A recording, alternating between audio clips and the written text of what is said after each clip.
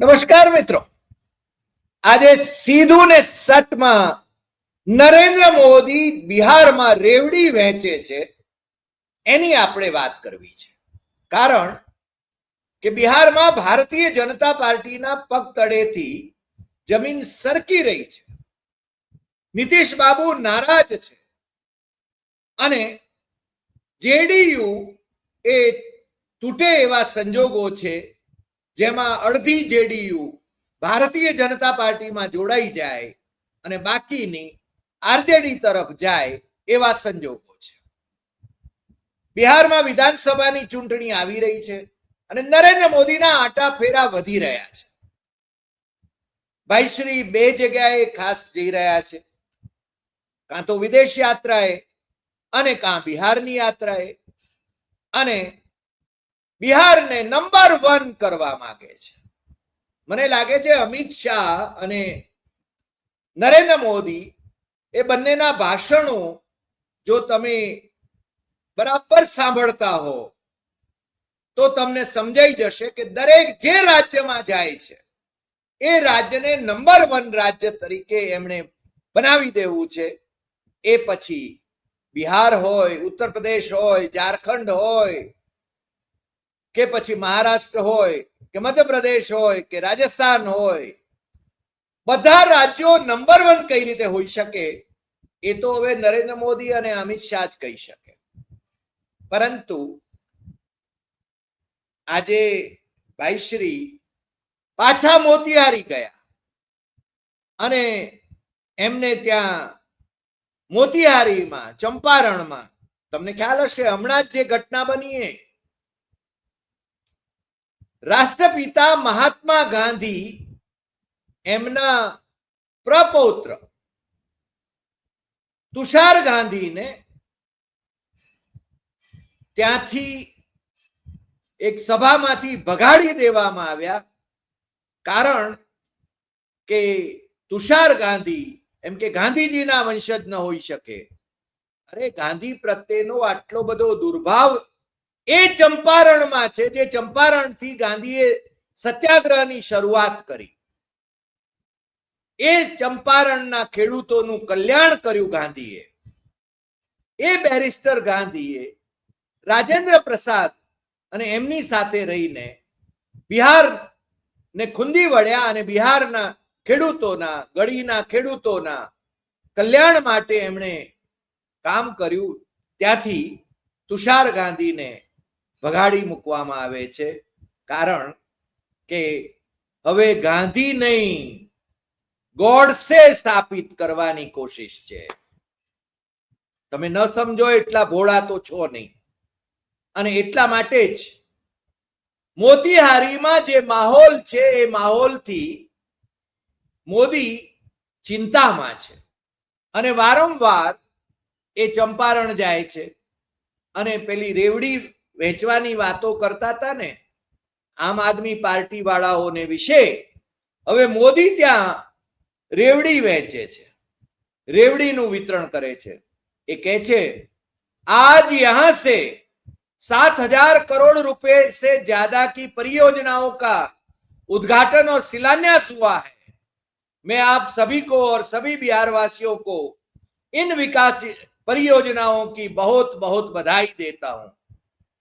આ ભાઈને ચૂંટણી આવે ત્યારે જ પરિયોજનાઓ નો શિલાન્યાસ કરવાનું સૂચે છે, કાં ઉદ્ઘાટન કરવાનું સૂચે છે અને લોકોના મત મેળવવા માટે આ સભાઓ યોજવાનું સૂચે છે. અને આ સભાઓ જ્યારે પૂરી થઈ જાય, નરેન્દ્ર મોદીનો સિગ્નલ મળી જાય, ત્યારે ચૂંટણી પંચ એમ કહેશે કે આ દિવસે ચૂંટણી થશે. એ પહેલા તમને ખ્યાલ છે મામલો તો સુપ્રીમ કોર્ટ સુધી ગયો છે. આધાર કાર્ડ જે કેન્દ્ર સરકાર ઇસ્યુ કરે છે, વોટર્સ કાર્ડ જે ઇલેક્શન કમિશન ઇસ્યુ કરે છે, રાશન કાર્ડ જે સરકાર ઇસ્યુ કરે છે, બિહાર સરકાર ઇસ્યુ કરે છે, અને બિહારમાં ભારતીય જનતા પાર્ટી અને જેડીયુની સરકાર છે, અને છતાં એમણે આ ત્રણેય દસ્તાવેજો નકારીને વોટર્સ લિસ્ટમાંથી લાખો અથવા કરોડો લોકોને મતદાનથી વંચિત રાખવાનો એક કારસો રચ્યો હતો. એ કારસો સુપ્રીમ કોર્ટે એક્સપોઝ કરી નાખ્યો. સુપ્રીમ કોર્ટમાં જે એડીઆર અને બીજા લોકો ગયા, એમણે આ આખું બેનકાબ ષડયંત્ર જે હતું કે ભારતીય જનતા પાર્ટીને જીતાડવા માટેના ચૂંટણી પંચના કારસાને સુપ્રીમ કોર્ટમાં બેનકાબ કરી નાખ્યો. અને હજી એ બીજા કારસાઓ ચાલ્યા કરશે. અને ભાઈ શ્રી રેવડી વેચવા નીકળ્યા છે. વિદેશ યાત્રાએ જાય છે ને સીધા છે ને ત્યાં બિહાર પહોંચી જાય છે. પહેલગામ થાય છે. પહેલગામ કોને કારણે થયું એ તમે બધા જાણો છો. મોદીની જવાબદારી છે, અમિત શાહની જવાબદારી છે, લેફ્ટનન્ટ ગવર્નર મનોજ સિન્હાની જવાબદારી છે. કારણ કે ત્યાં સુરક્ષાની જવાબદારી કેન્દ્ર સરકાર હસ્તક છે. કારણ કે જમ્મુ કાશ્મીર કેન્દ્ર શાસિત પ્રદેશ છે. અને છતાં એને લોકોની દ્રષ્ટિએ લોકોને છે ને ઊંધા રવાડે ચડાવવા માટે ભાઈ પહેલગામ નો બદલો લેવાના નામે બિહારમાં જઈને છે ને સભા કરે છે, ચૂંટણી સભા કરે છે. એના પછી ઓપરેશન સિંદૂર થાય છે.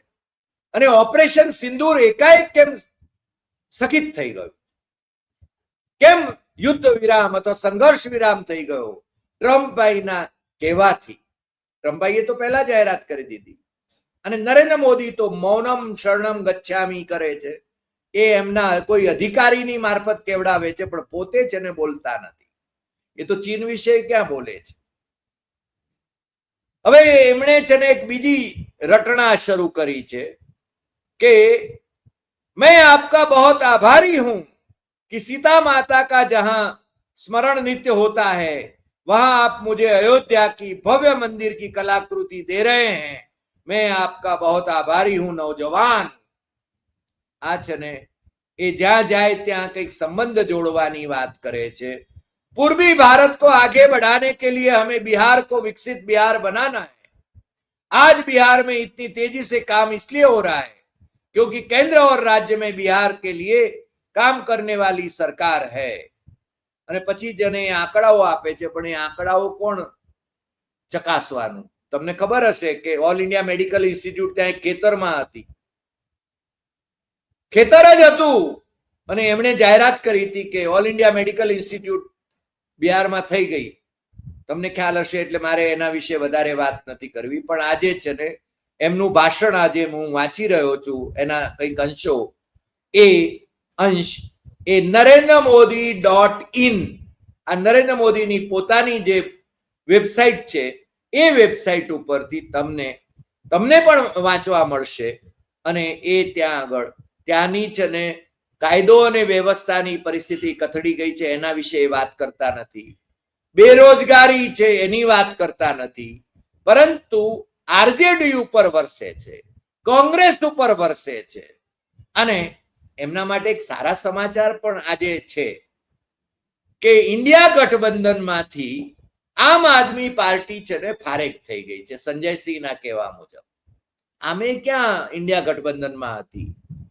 અરવિંદ કેજરીવાલ તો નરેન્દ્ર મોદીની સ્તુતિ કરતા હતા. ગુજરાતમાં પણ છે ને કોંગ્રેસની વિરુદ્ધમાં એ ભારતીય જનતા પાર્ટીને મદદ કરતા હતા, તમે જાણો જ છો. એટલે એમના ઇન્ડિયા ગઠબંધનમાંથી ફારેક થવાથી આપણને કોઈ આશ્ચર્ય થયું હોય એવું તો લાગતું નથી. પરંતુ નરેન્દ્ર મોદી અત્યારે બિહારની અંદર જઈને એ ઘરની ચાવીઓ વેચે છે, એ છે ને બીજા એમની યોજનાઓના ઉદ્ઘાટન કરે છે. અને આ બધું જ્યારે નરેન્દ્ર મોદી ચૂંટણી લક્ષી કરી રહ્યા છે, ચેક આપી રહ્યા છે પાછા મહિલાઓને, એ બધાની વાત કરે છે. ઓપરેશન સિંદૂરને પણ વટાવવાની કોશિશ તો કરે છે, પણ ત્યાં સિંદૂર ઘેર ઘેર વેચવાની સામે જે વિરોધ જાગેલો એ તમે જાણો છો. એટલે એના વિશે વધારે વાત કરવાની જરૂર નથી. એ પાછા ખેડૂતોના હિતની વાત કરે છે.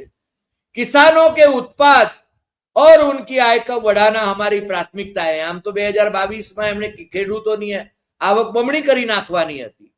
અને જ્યારે એ મુખ્યમંત્રી હતા ત્યારે ઢોલ પીટતા હતા કે ડોક્ટર સ્વામીનાથને જે અહેવાલ આપ્યો છે એ અહેવાલ પ્રમાણે એમને એમએસપી મળવી જોઈએ, પરંતુ એ જ્યારે મુખ્ય વડાપ્રધાન થયા ત્યારે 700 થી વધુ ખેડૂતોની શહીદી એમણે જે 3 કાળા કાયદા લાવ્યા એમના ઉદ્યોગપતિ મિત્રોના લાભાર્થે, એમાં 1 વર્ષ આંદોલન કરીને એ લોકોએ શહીદી વોરી ખેડૂતોએ, અને નરેન્દ્ર મોદીએ એમને સાદી શ્રદ્ધાંજલિ પણ નથી અર્પી.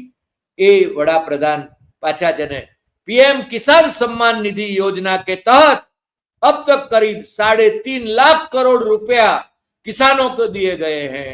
यहाँ अकेले मोतिहारी में ही 5 लाख से ज्यादा किसानों को 1,500 करोड़ रुपए से ज्यादा मिले हैं।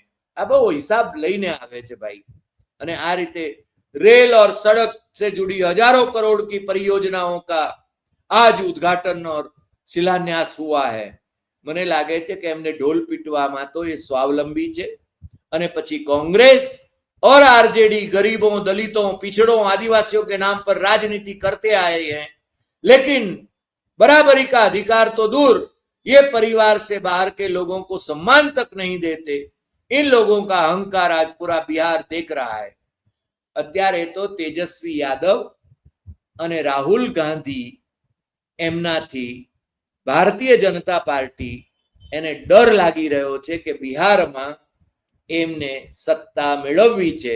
અટલજીનું સ્વપ્ન હતું એમ કે છે, પણ અટલજીની જે ભારતીય જનતા પાર્ટી હતી એ ભારતીય જનતા પાર્ટી અત્યારે રહી નથી।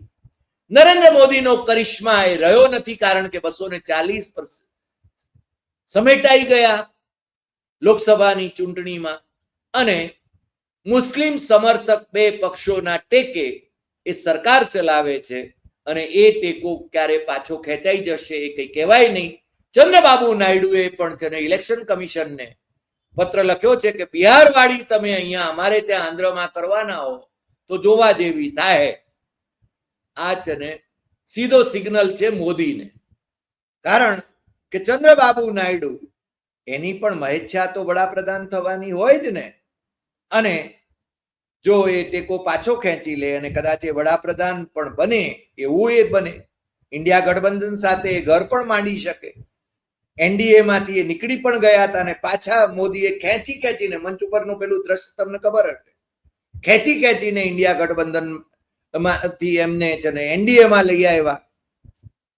એનડીએ માંથી નીકળી ગયા હતા ચંદ્રબાબુ નાયડુ, અને પાછા છે ને નરેન્દ્ર મોદી એમને લઈ આવ્યા પોતાને, અને એ એનો લાભ પણ ઉઠાવી રહ્યા છે કે એમના રાજ્યને સૌથી વધુ ફાળવણી થાય સંસાધનોની, એ વાત તો એમણે કરી છે। નરેન્દ્ર મોદી એક બાજુ રેવડી વહેંચે છે,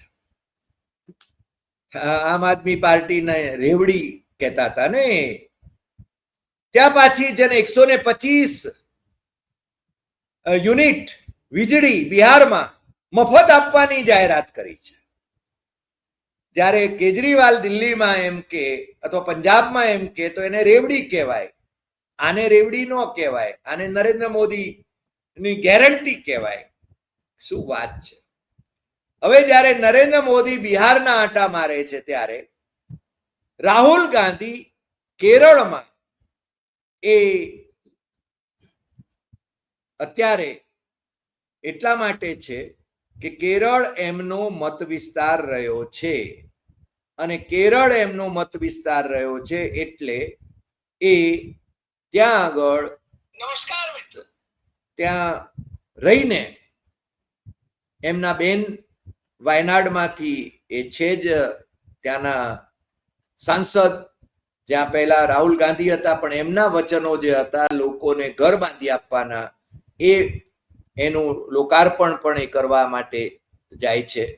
અને હમણાં એક વિદ્યાર્થીનું શાળામાં વીજળીના કરંટથી મૃત્યુ થયું, એને માટે પણ એમણે છે ને ખાસ સંવેદના વ્યક્ત કરીને ત્યાંના મુખ્યમંત્રીને કહ્યું હતું કે મેં બહુ પહેલા કહ્યું હતું કે આ શાળામાં ખુલ્લા જે વીજળીના વાયર લટકતા હોય છે એ જોખમી છે, એ તમે છે ને એના વિશે તત્કાળ પગલાં લ્યો, પણ તમે પગલાં લીધા નહીં, અને આ મનુનો જીવ ગયો છે। એ ઓમાન ચાંડી કરીને ત્યાંના મુખ્યમંત્રી રહ્યા કોંગ્રેસના, અને એ મુખ્યમંત્રીની હત્યાનો કારસો કહી શકાય એવી વાત એમણે આજે કરી છે. રાહુલ ગાંધીએ એટલા માટે આ હત્યાનો કારસો એમને કહ્યો છે કે આ ઓમાન ચાંડી જ્યારે ચીફ મિનિસ્ટર હતા ત્યારે એમની સામે એક આખા કૌભાંડમાં એમની સંડોવણી છે એવા પુરાવા આપવા માટે એમના જ મંત્રાલયના અથવા મુખ્યમંત્રી કાર્યાલયના કેટલાક અધિકારીઓને સીબીઆઈએ દબાણપૂર્વક એમની પાસે નિવેદનો લેવડાવ્યા હતા, અને એક મહિલાએ પણ ઓમાન ચાંડીનું નામ લીધું હતું, અને એ આઘાતમાં ઓમાન ચાંડી એ ગુજરી ગયા. જો કે એમણે છે ને ક્યારેય કોઈની ઉપર કોઈ આક્ષેપ કર્યા નહોતા ઓમાન ચાંડી, અને રાહુલે કહ્યું કે હું સતત એ વખતે પણ જ્યારે સીબીઆઈ એમની પાછળ લાગેલી હતી ત્યારે પણ હું એમની સાથે સતત સંપર્કમાં હતો, અને મારી હૂંફ એમને રહેતી હતી. પણ એ ગુજરી ગયા, અને એ ગુજરી ગયા ઓમાન ચાંડી ત્યારે સીબીઆઈ નો જે આખો કેસ જે હતો એ કેટલો બોગસ હતો એ સાબિત થઈ ગયું છે, અને એમની હત્યા માટે આખું ષડયંત્ર કેન્દ્ર સરકારે જે રચ્યું છે એ એને માટે જવાબદાર છે. આ રાહુલ ગાંધી સામી છાતીએ લડનારો માણસ, નરેન્દ્ર મોદીને 240માં સમેટાવી દેનારો માણસ, એ છે ને આજે કેરળની અંદર ઓમાન ચાંડીના નામે સ્મૃતિ સભા યોજાય છે. એમને છે ને જે દફન ભૂમિ છે એમની ત્યાં જઈને એ અંજલિ આપે છે, એમની સ્મૃતિ સભામાં એ જાય છે, અને એમના નામે જે ફાઉન્ડેશન રચાયું છે, જે ટ્રસ્ટ રચાયું છે, એના તરફથી જે મકાનો બાંધવાનું અને જે લોકોને વેચવાના એટલે એનો કબજો આપવાની વાત થઈ છે એ એની વહેંચણી કરે છે.